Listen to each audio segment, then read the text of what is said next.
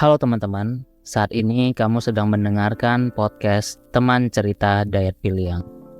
Di sini kamu bisa cerita tentang apapun yang bisa bikin resah dan gelisahmu berkurang. Aku ingin podcast ini bisa menjadi zona aman dan nyaman untuk kita menceritakan hal-hal yang mungkin nggak bisa kita bagikan ke orang-orang. Selamat mendengarkan. Oke, jadi kemarin di Telegram aku ngechat, mengirimkan pesan ke teman-teman yang ada di Telegram, kamu yang sedang mendengarkan ini. Tentunya aku pengen mendengarkan banyak cerita dari kamu semua, karena beberapa hari belakangan banyak cerita yang masuk lewat DM. Apalagi pas aku nulis cerita tentang pengalaman bunuh diri itu. Jadi kayak gimana ya, orang-orang kayaknya butuh tempat cerita, tapi nggak semua orang punya tempat cerita yang tepat. Jadi podcast Teman Cerita Dayat Piliang ini menjadi sarana untuk kita bercerita, menumpahkan semuanya. Tentunya dikirim secara anonim ya, biar rahasia tetap terjaga gitu. Ada beberapa cerita yang masuk, 4 cerita lebih tepatnya. Karena sepertinya belum semua yang mau bercerita gitu, nggak apa-apa. Mungkin mau lihat di awal dulu gimana, tapi ini cukup menarik cerita-ceritanya dan panjang juga gitu, nggak yang sekedar bukan yang remeh-remeh lah gitu ceritanya. Bukan berarti yang remeh-remeh nggak boleh bercerita ya, boleh gitu. Jadi kita mulai dengan cerita pertama. Jadi ini yang mengirimkan seorang wanita ya, tidak perlu disebutkan namanya. Jadi di antara banyaknya email yang masuk, semoga cerita saya ini bisa dibaca ya kak, bisa ditanggapi dan diberi saran oleh kakak gitu. Saya mau cerita perihal kisah asmara. Jadi baru-baru ini, setelah berpisah dengan masa lalu, saya akhirnya membuka hati dan menerima orang baru. Makin lama hubungan dijalin, sifat dan sikapnya mulai terlihat. Dan itu buat saya setiap malam overthinking. Dia orangnya jarang komunikasi. Begitu susah rasanya ia memberi kabar, bahkan untuk hal-hal yang kecil sekalipun. Pernah saya ributkan karena bagi saya kabar itu penting. Apalagi bila orang itu menjadi prioritas bagi saya. Gak mungkin gak bisa menyempatkan waktu sedikit pun untuk ngasih kabar walau sedang sibuk sesibuk-sibuknya. Jujur, sebenarnya saya orang yang tingkat egoisnya tinggi. Tapi demi dia, saya belajar menurunkan ego. Bukan hal baik yang saya dapat. Malah usaha saya sama sekali tidak dihargai. Tidak pernah dihargai. Belum lagi ibunya masih belum move on sama masa lalunya. Masa lalu si cowoknya ini. Dari situ hati saya sakit betul rasanya melihat chattingan dia sama ibunya. Walaupun si cowok itu membela saya, tapi ibunya lebih memuji wanita yang pernah ada di masa lalunya. Sakit sih ya. Sampai sekarang pun saya masih insecure karena wanita di masa lalu yang disenangi ibunya itu cantik. Benar-benar cantik dan manis. Sedangkan saya di bawah mantannya itu sangat jelek. Dan saya pun tidak dibangga-banggakan di media sosialnya. Sedangkan mantannya itu yang saya lihat lewat arsip Instagram doi. Yang saya lihat lewat arsip Instagram doi begitu dibangga-banggakan. Sepertinya gitu cara bacanya ya. Dari situ saya berpikir, oh mungkin saya kurang cantik. Makanya saya tidak dipublish di media sosialnya.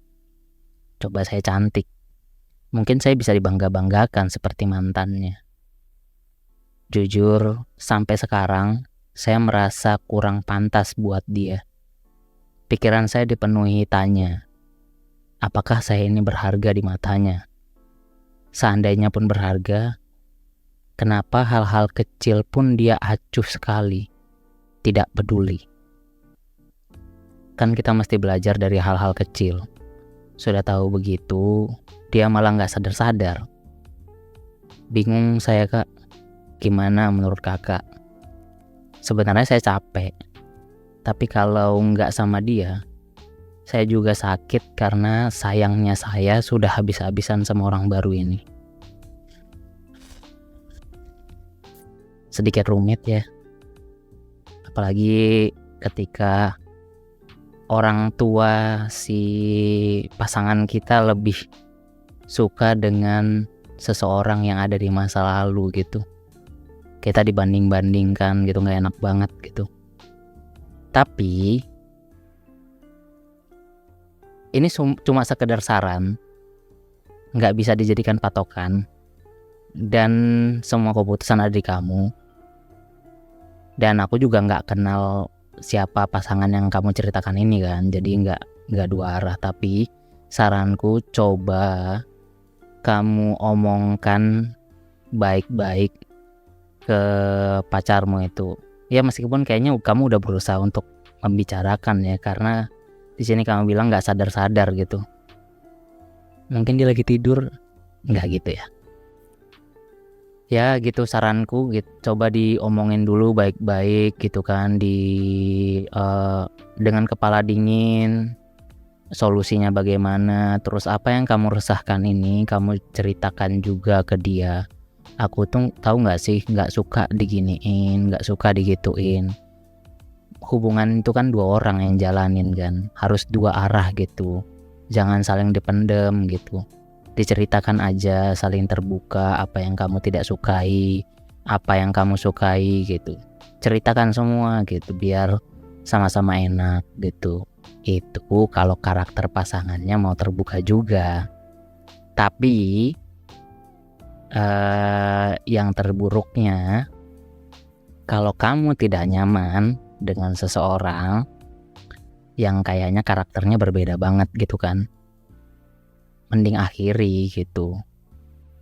Karena berpasang itu bukan tentang salah atau enggak orangnya, tapi cocok atau tidak orang itu, karakter orang itu sama kita gitu. Kalau karakternya nggak cocok ya buat apa dilanjutkan gitu ya. Karena akan bertengkar terus, bakal membatin terus gitu loh, bakal banyak kesal gitu, yang mungkin bisa aja jadi main tangan gitu kan ya, kita nggak tahu juga. Main tangan tuh maksudnya sweet ya, main tangan. Itu sih kayaknya keputusan terburuknya. Tapi sebelum itu ya coba dibicarakan dulu baiknya gimana gitu. Bisa nggak sih kita menjadi pasangan yang saling menoleransi kekurangan kita. Aku inginnya begini, kamu inginnya gimana gitu. Oh kamu nggak bisa begini, ya udah aku ngalah, tapi kamu harus gini juga ya gitu. Kayak gitu, sesederhana itu sebenarnya kan dalam hubungan gitu ya, kayaknya sih gitu ya. Semoga nggak ini ya, nggak sampai pada perpisahan. Semoga si pasangan yang kamu sayangnya luar biasa itu ya, karena udah habis-habisan kamu sama orang baru ini, semoga dia bisa mengerti apa yang kamu inginkan. Dan semoga si ibunya bisa menerima kamu seperti dia menerima wanita yang ada di masa lalu, pacarmu yang sekarang. Ya semoga ya. Semoga banyak hal-hal baik yang ada, yang terjadi di hidup kita. Itu sih kalau dari cerita yang pertama. Kadang kita tuh apa ya, nggak bisa gitu memaksakan seseorang yang nyatanya nggak cocok sama kita gitu. Ya ujungnya kan jadi capek kan sebenarnya, capek sendiri, banyak sangka-sangka buruk. Kok aku nggak diposting, kok mantannya diposting gitu. Jadi banyak tuh gitu, karena bukan salah atau benar ya gitu. Bukan salah atau benar ini, perihal cocok tidak cocok karakternya. Jadi sebelum kita ingin berpasangan sama orang, coba kita ketahui dulu karakter kita itu seperti apa sih gitu. Kita itu inginnya digimanain sih sama pasangan kita, terus kita itu gimana sih cara nge-treat pasangan kita. Nah terus carilah yang sesuai dengan itu, jadi biar sama-sama enak gitu kan, ya nggak sih? Ya kayaknya ya.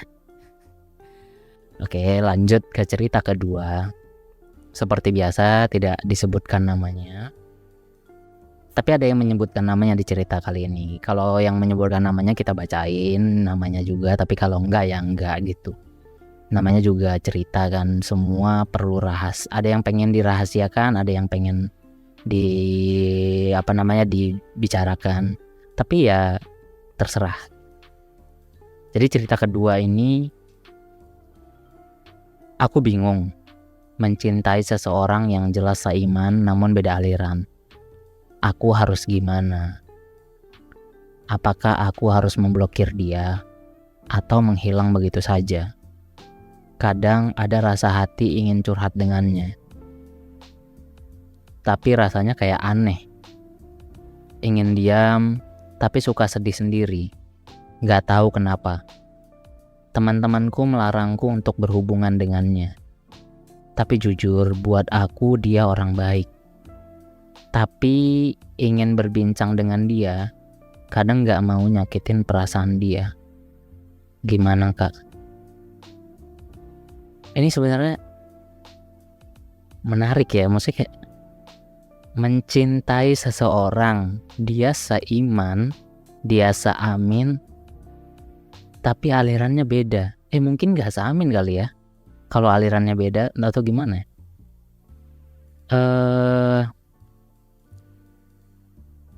Ini aku jujur bingung menanggapinya ya, kayak teman-teman kamu melarang kamu untuk berhubungan dengan dia. Kenapa teman-teman kamu melarang?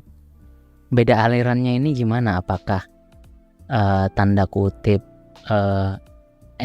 MU dan NU gitu ya? Atau apa nih gitu? Karena kan aliran Islam banyak ya, bahkan sampai yang sesat mungkin ada juga kan. Tapi semoga bukan aliran sesat ya, juga cuma beda ini aja, beda NU dan MU gitu.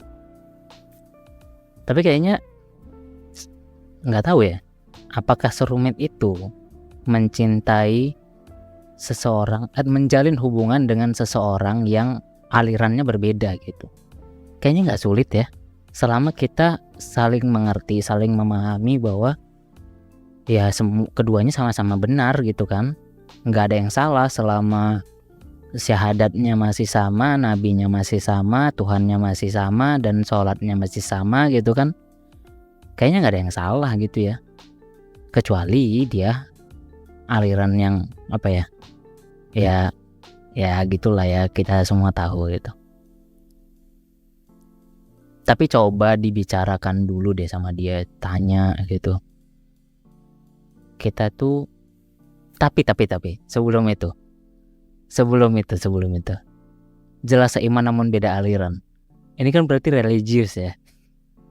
Tapi kan kalau religius kan harusnya kan nggak pacaran ya nggak sih? Tapi ya nggak apa-apa, itu terserah ya. Terserah kembali ke manusianya. Tapi kalau misalnya memang ingin bersama seseorang yang seiman tapi alirannya berbeda, coba bicarakan dulu sampai di titik kamu benar-benar nyaman ngobrol ya, bukan nyaman bersama. Jadi nyaman ngobrol itu bisa menceritakan bisa bercerita tentang apapun, bisa diajak ngobrol tentang apapun yang kamu juga nyambung gitu. Itu sih, ajak ngobrol dulu, coba gitu, tanyain gimana kalau kita misalnya menjalin, tapi kayaknya pasti kamu gengsi deh kan, kamu cewek nih, ini cewek dia yang mengirimkan ini, pasti kamu gengsi. Masa aku bilang kayak gitu sih?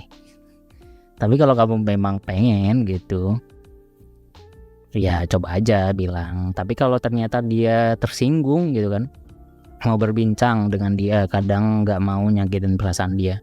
Kalau dia tersinggung ya berarti kan dia kayaknya bukan orang yang tepat buat kamu aja gitu. Bukan dia salah ya, sekali lagi nggak ada salah atau benar di sini. Yang ada hanya kurang tepat. Ya itu dah. Itu dia cerita kedua. Agak complicated ya. Ya, lanjut ke cerita selanjutnya, cerita ketiga. Jadi sebelumnya jangan sebut namaku ya kak. Terima kasih. Aku ingin cerita. Beberapa bulan yang lalu, aku dekat dengan seorang cowok. Sebut saja A. Kita dekat hampir 9 bulan. Setiap hari selalu intens komunikasi. Sebenarnya dari kami tidak ada kata jadian, tapi saling nyaman dan tahu perasaan masing-masing dan saling jaga. Sebenarnya ini hubungannya agak riskan ya, tapi ya udah. Sampai akhirnya pada suatu hari dia berubah. Dia semakin cuek. Aku selalu tanya ada apa, tapi dia selalu bilang nggak ada apa-apa. Sampai akhirnya aku tahu ada nama lain yang juga sedang dekat dengannya. Aku kenal dengan nama itu. Bisa dibilang dia juga temanku, tapi gak terlalu dekat. Sebut saja B. Ini memang kayak gini tulisannya ya. Aku gak mengada-ada gitu. Sebut saja B, jadi kayak dia ngasih inisial gitu. Ini kayak menceritakan kronologis kriminal ya. Kupikir mereka cuma dekat karena teman organisasi aja. Ternyata beberapa minggu ke belakang mereka sering bersama. Aku kecewa. Aku bodoh dulu masih mempertahankannya. Ternyata mungkin semua yang kuharapkan adalah ekspektasiku. Dan aku kecewa karena besar harapanku. Dia kecewa karena harapannya begitu besar. Dan dia kecewa juga pada laki-laki itu. Aku kecewa juga pada dia yang datang tapi balik lagi. Aku pun merasa bukan siapa-siapa. Aku pun merasa bukan siapa-siapanya. Akhirnya aku putuskan untuk pamit padanya. Aku bilang, silakan dengannya saja. Aku mundur. Dan sekarang pun sudah mulai terbiasa. Tapi rasa dendam kadang suka muncul. Apalagi kalau melihat B ataupun A. Apa mungkin aku belum ikhlas? Jujur, aku kadang masih suka nangis malam-malam merindukan dia. Dulu sedekat nadi, sekarang sejauh matahari. Oh, bagus nih. Dulu sedekat nadi, sekarang sejauh matahari. Bagaimana caranya aku mengikhlaskan dan merelakan, Kak? Masih saja aku merasakan dendam sampai-sampai hatiku tertutup dan gak mudah percaya lagi. Terima kasih Kak kalau ceritaku ini Kakak bacain. Salam. Bagaimana caranya mengikhlaskan dan merelakan? Sebenarnya gak ada cara yang tepat untuk mengikhlaskan dan merelakan. Setiap orang tuh kayaknya berbeda-beda ya. Proses dia melupa, merelakan, mengikhlaskan itu berbeda-beda.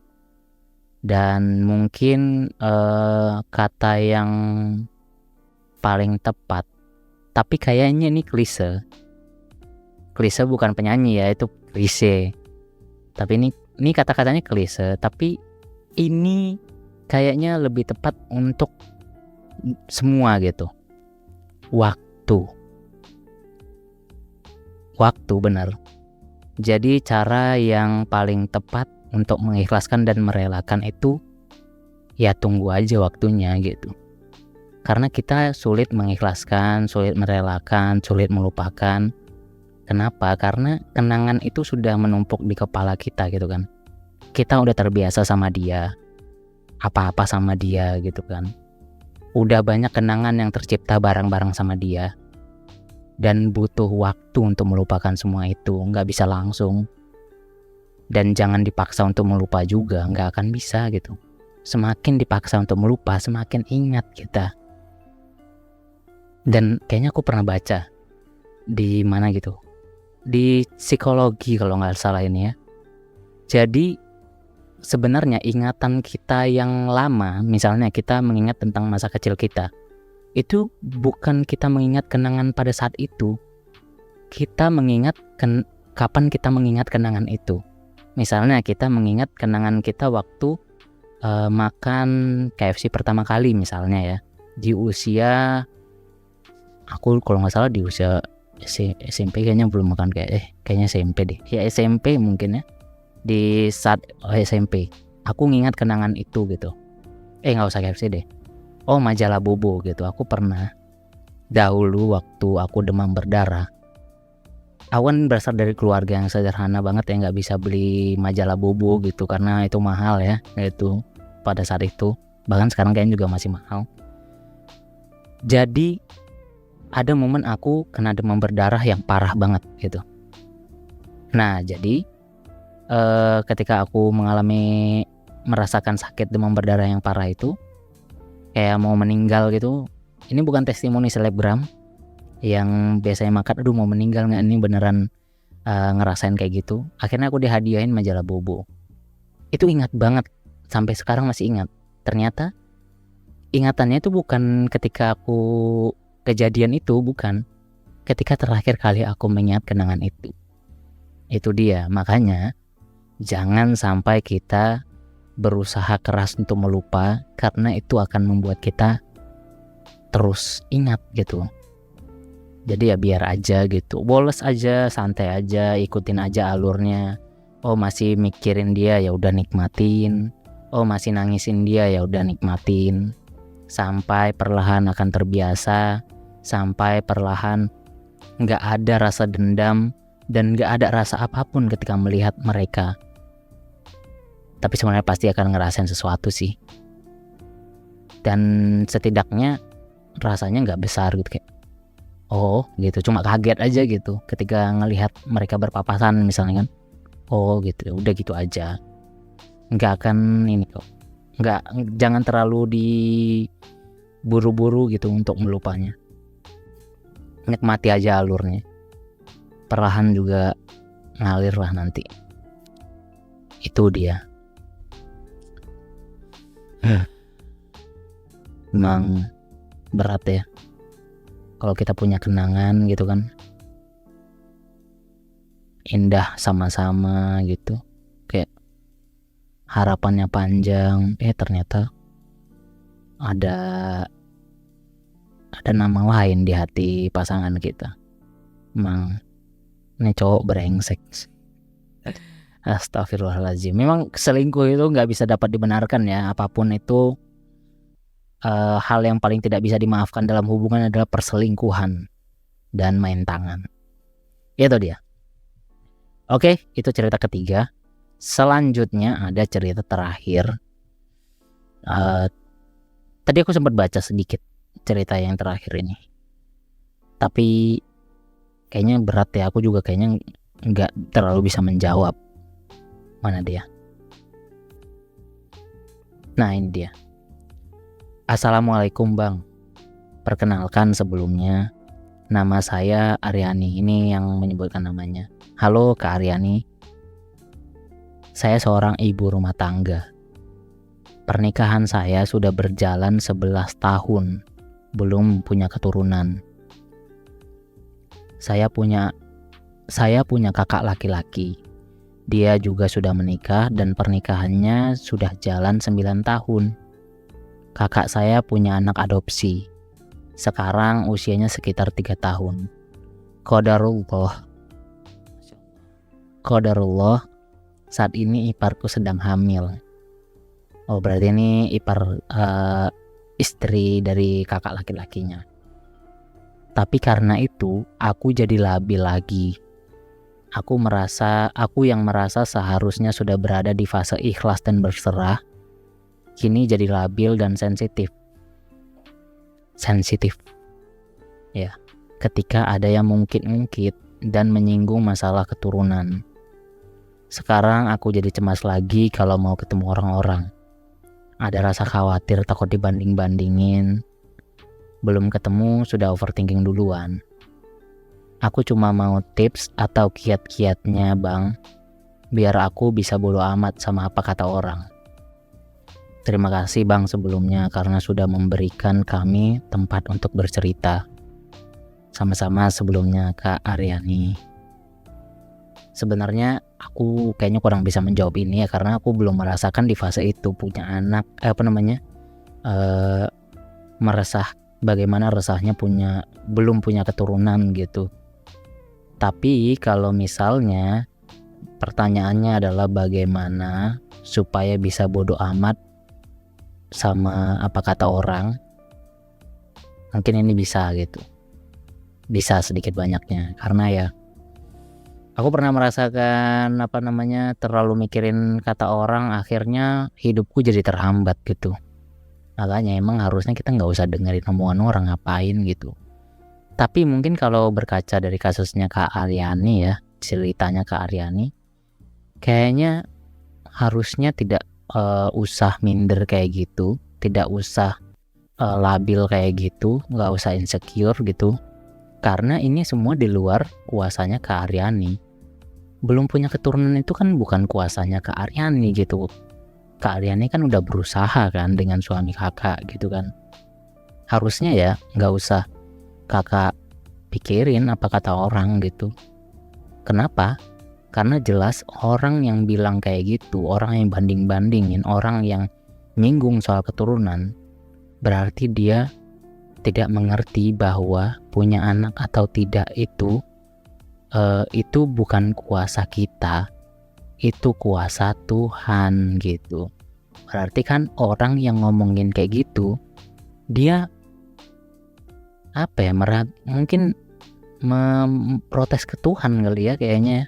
Kok nggak punya anak gitu ya, harusnya kan ya tanya sama Tuhan mah gitu kan. Kita mah cuma dititipin, kalau misalnya nggak dititipin ya nggak apa-apa juga kan gitu.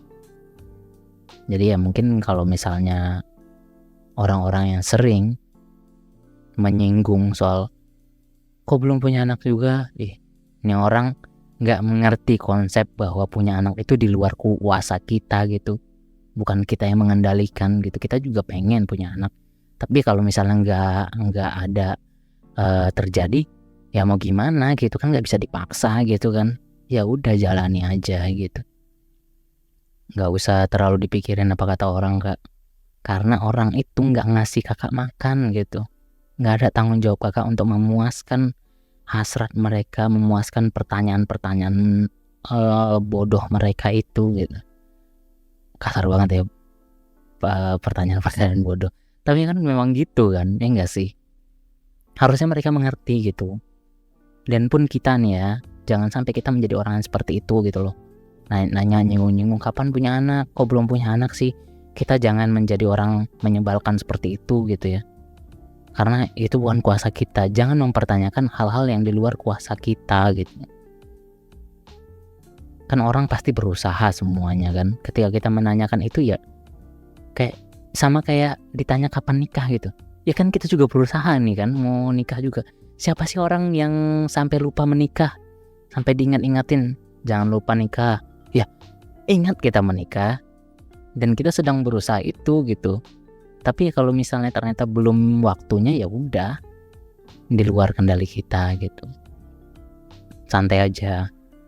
Mungkin dari Kak Aryani mungkin coba baca-baca ini Kak, karena aku merasa terbantu juga ya soalnya ketika aku membaca tentang stoikism ini, tentang stoik ini.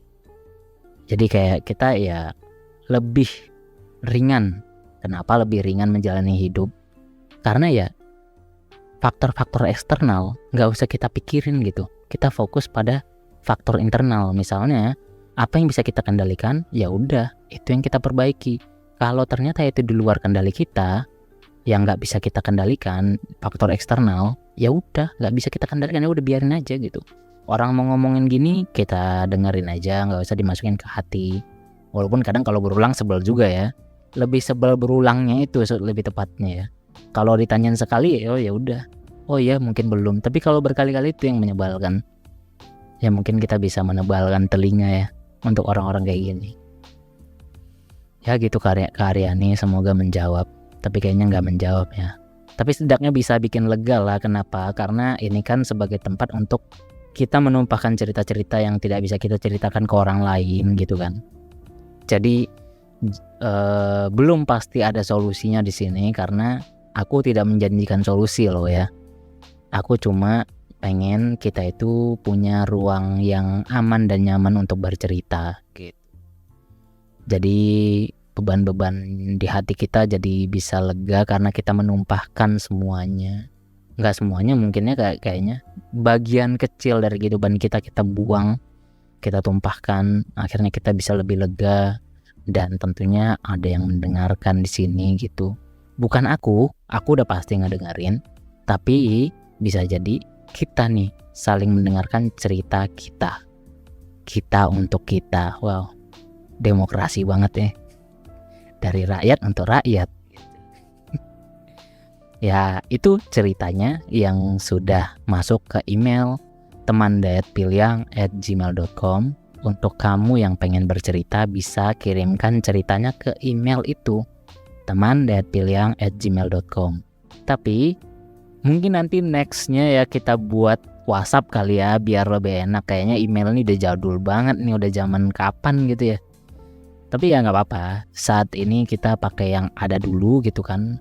Yang bisa kita pakai, nggak usah kita terhambat dengan sesuatu gitu kan.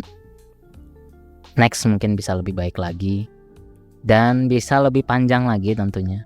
Kita bisa mendengarkan banyak cerita dari kita juga gitu. Ya mungkin aku nanti sesekali bercerita di sini. Itu dia, itu aja. Semoga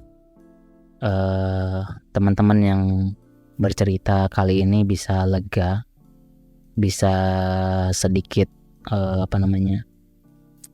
sedikit menghela nafas dengan tenang lah ya. Semoga. Oke. Ya itu aja untuk kali ini. Sampai bertemu di podcast Teman Cerita Diet Piliang episode selanjutnya. Bye.